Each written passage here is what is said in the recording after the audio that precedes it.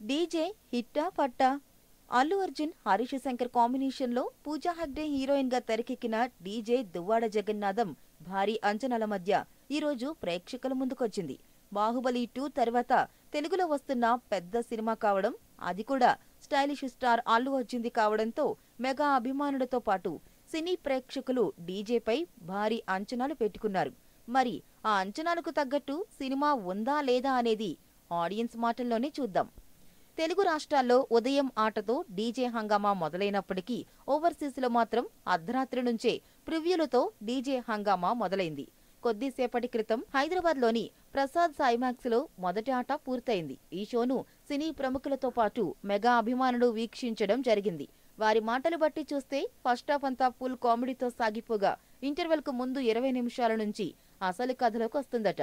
Interval twist ప్రేక్షకులకు మరింతగా ఆసక్తి పెంచుతుందని అంటున్నారు. విజయవాడ నేపథ్యంలో సాగే ఈ సినిమాలో అగ్రిడైమండ్ ల్యాండ్ స్కామ్ పై అండర్ కవర్ పోలీస్ గా బన్నీ కనిపిస్తాడని, తమ వాళ్లకు సంబంధించిన భూముల్ని లాక్కునేందుకు ప్రయత్నించిన వారిని ఏ విధంగా మట్టుబెట్టాడనేది అసలు కథట.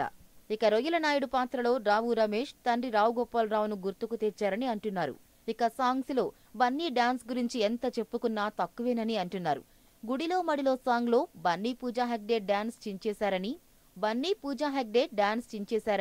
పూజ గత సినిమాల కంటే ఎంతో గ్లామర్ గా కనిపించిందని, అందాల ఆరబోతలో తానేం తక్కువ తినలేదన్నట్లు నటించిందంటున్నారు. విదేశాల్లో ఉండే ప్రధాన విలన్ కు పెళ్లిళ్లలో వంట చేసుకునే దువ్వాడ జగన్నాథంకు సంబంధం ఏంటనేది ఇంట్రెస్టింగ్ పాయింట్ అని చెబుతున్నారు.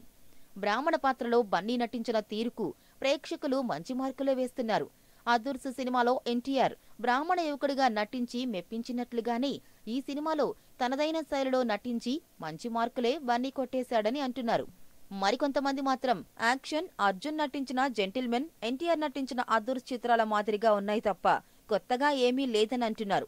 కాకపోతే మ్యూజిక్, బన్నీ డాన్సులు, దిల్ రాజ్ నిర్మాణం బాగున్నాయని చెబుతున్నారు.